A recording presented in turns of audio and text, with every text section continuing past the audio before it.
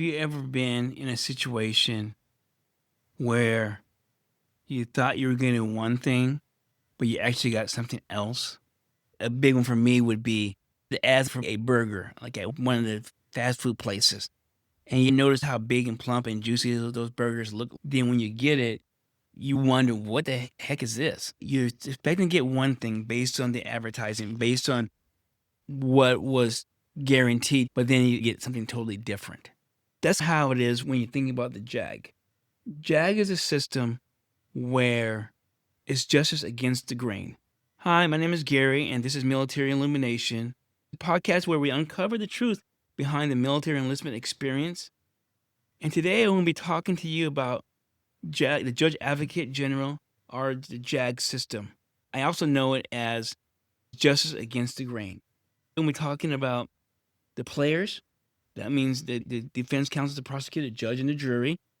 We're going to be talking about the arena in which they operate, the fact that it's a closed system and there's no oversight, and also it's punitive in nature. We're going to be discussing a little bit about the economy and what that does for the decisions within the Judge Advocate General system. Why is it important to understand this?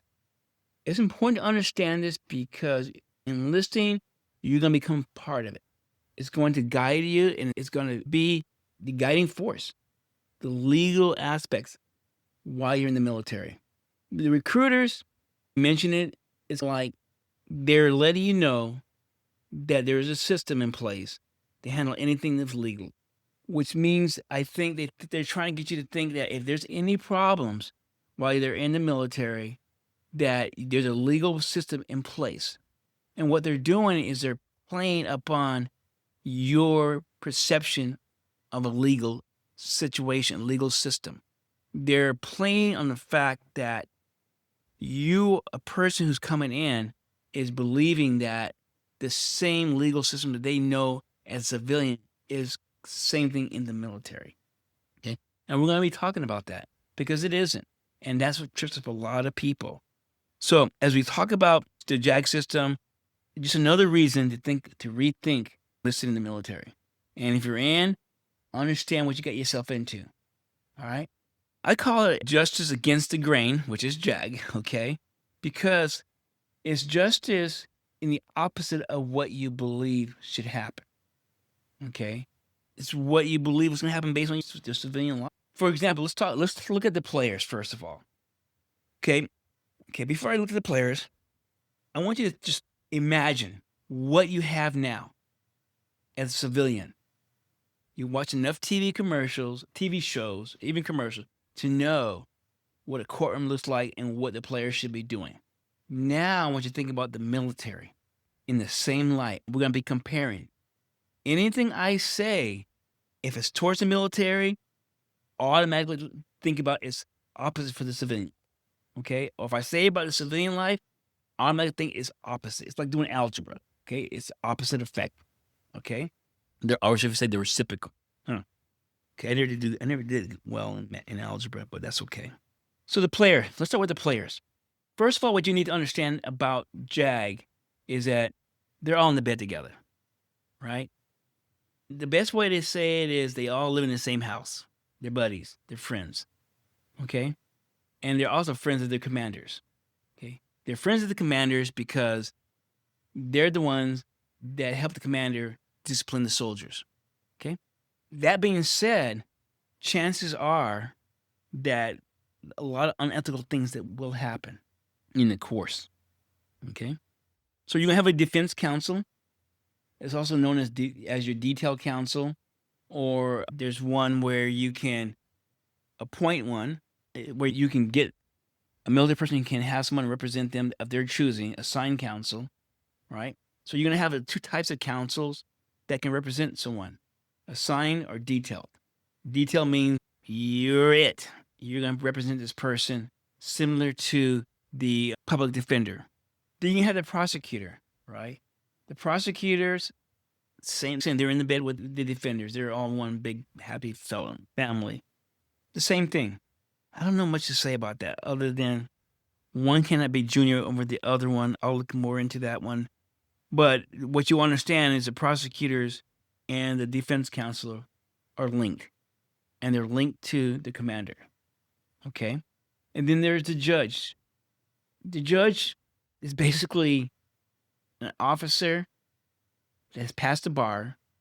They're attorneys, right? It's different than the judges they have in civilian life, I would say.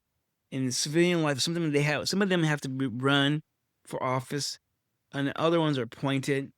But for the most part, they're not directly connected to cases, or they don't have close proximity. And they probably do the backdoor stuff. They probably do, but for the most part, they're also then what you understand about the JAG system, they're connected.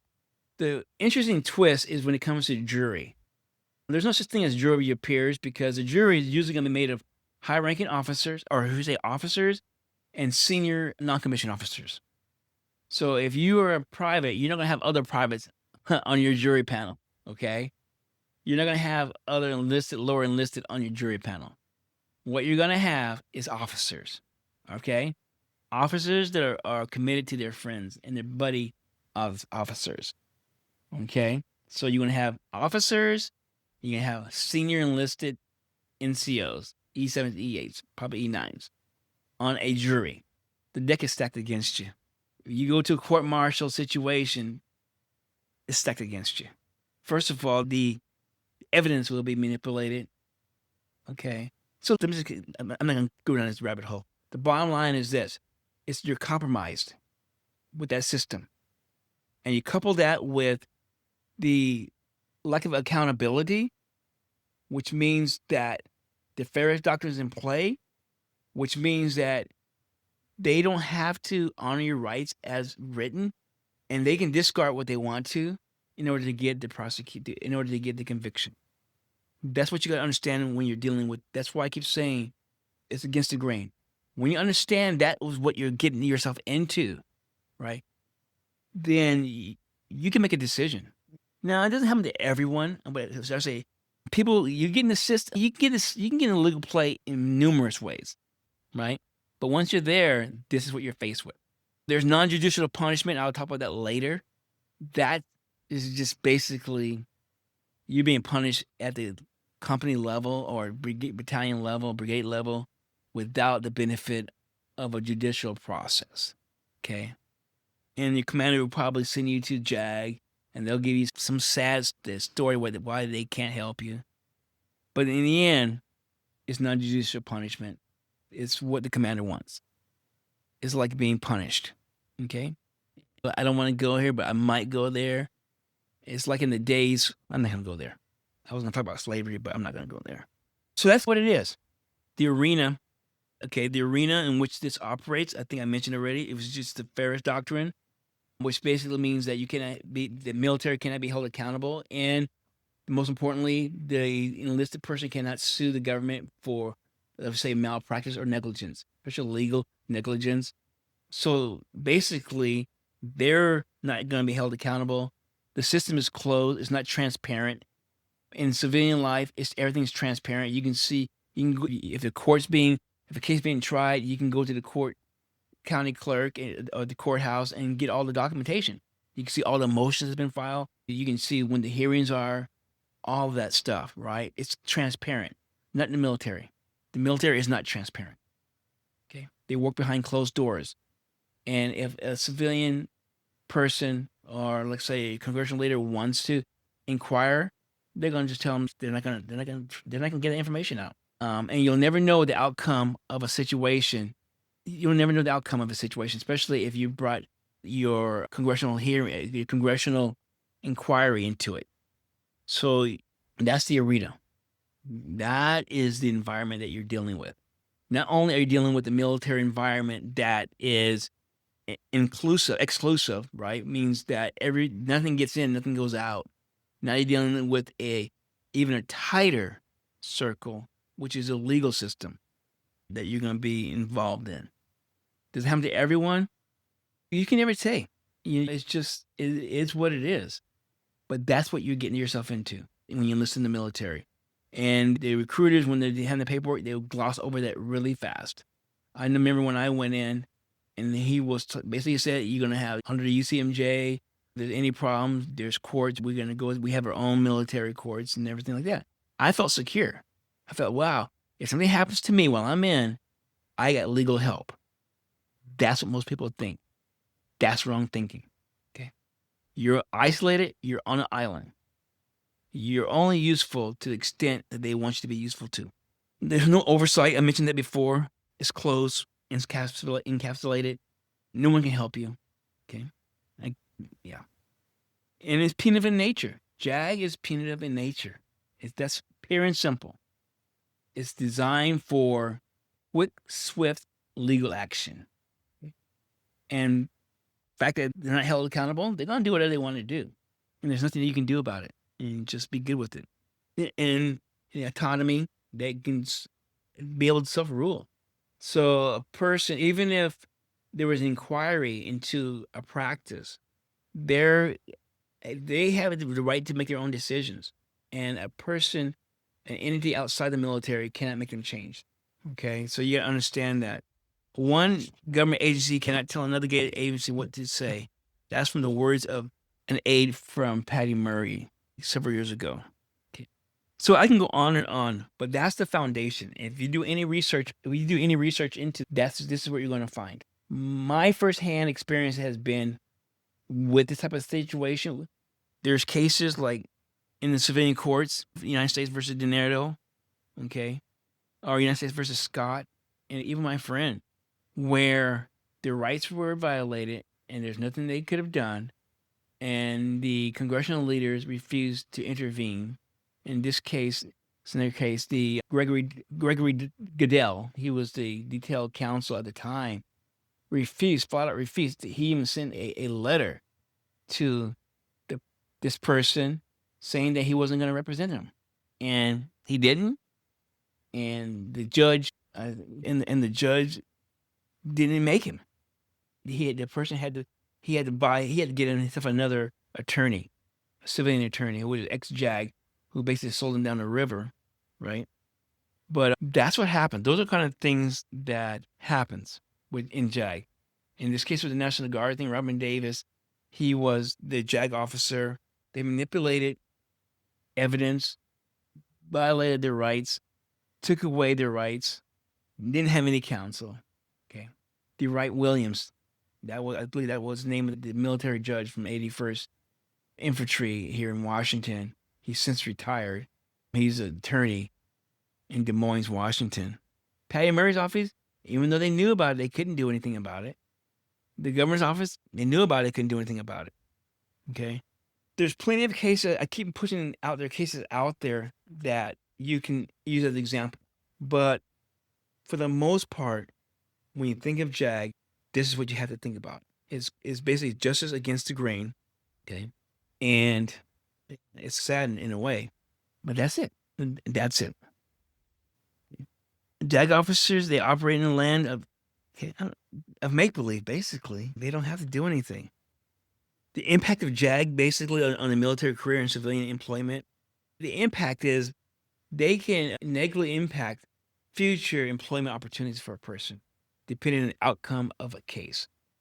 Non-judicial punishment can impact a person that discharged from the military. Everything that happens in the military follows you. On the DD 214, it's a record of enlistment, and it follows you.